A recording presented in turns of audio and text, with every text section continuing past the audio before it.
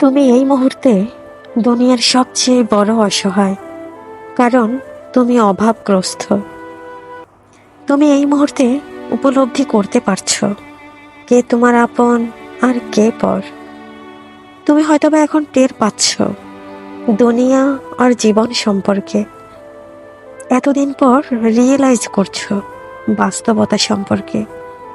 তবুও বেঁচে থাকতে হবে, যতদিন বেঁচে থাকার পারমিশন নিয়ে এসেছো।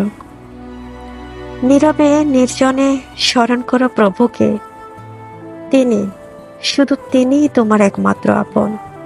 আর এটা বোঝানোর জন্যই তিনি তোমাকে পরীক্ষায় ফেলেছে। নিশ্চয়ই পরীক্ষার ফল ভালো কিছুই হবে।